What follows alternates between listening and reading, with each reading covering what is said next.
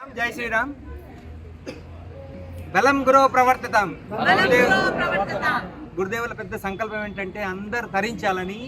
రామాయణం గురించి చాలా మందికి తెలిసిన విషయమే, అయినా కూడా రామాయణాన్ని పూజించి రామాయణ గ్రంథాన్ని ఊరేగింపు చేసి అందరు తరించాలని అవకాశాన్ని మనకు గురువుగారు షష్ఠపూర్తి సందర్భంగా ఇచ్చారు. జై శ్రీరామ్. జై శ్రీరామ్. జై శ్రీరామ్.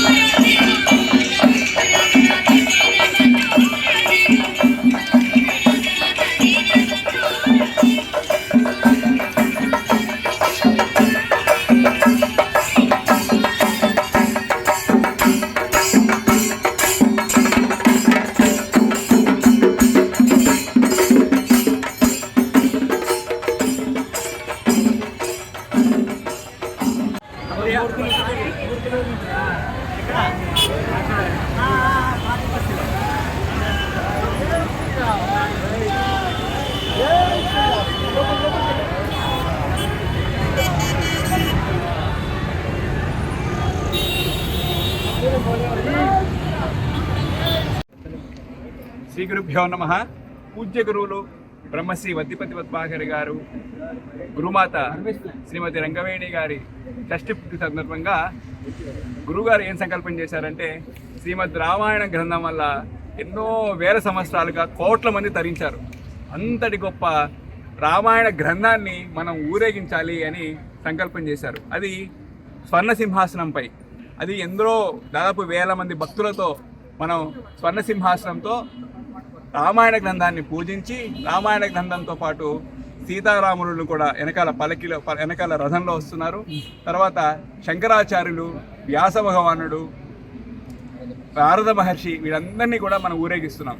ఎందుకు అంటే వీళ్ళందరితో పాటు మనం ఊరేగించడం వల్ల మనం ప్రత్యక్షంగా వారితో పాల్గొన్న అవకాశము, అదృష్టము మనకు కలుగుతుంది. కాబట్టి ఈ విధంగా భాగ్యవశం అయిపోయింది ఈరోజు. ఎందుకంటే ఇంతటి అదృష్టం ఎవరికి కలగదు. మనకి గురుగారు అనుగ్రహం వల్ల ఇంతమంది వేల మంది భక్తులు ఈరోజు పాల్గొని ఎందరో కోలాటంతో అయితేనేమి అందరూ నడుస్తున్నాం. ఇక్కడ భాగ్యనగరం ఫంక్షన్ హాల్ నుంచి కృష్ణాలయం వరకు మనం నడుస్తున్నాం. ఇది గొప్ప అవకాశం. ఇలాగే మనం ప్రతి సంవత్సరము ఎక్కడ పెద్ద పెద్ద క్షేత్రాల్లో మనం ఇలాగే చేస్తూ ఉండాలి. అందరూ పాల్గొనాలి, తరించాలి. జై శ్రీరామ్. జై శ్రీరామ్. జై శ్రీరామ్.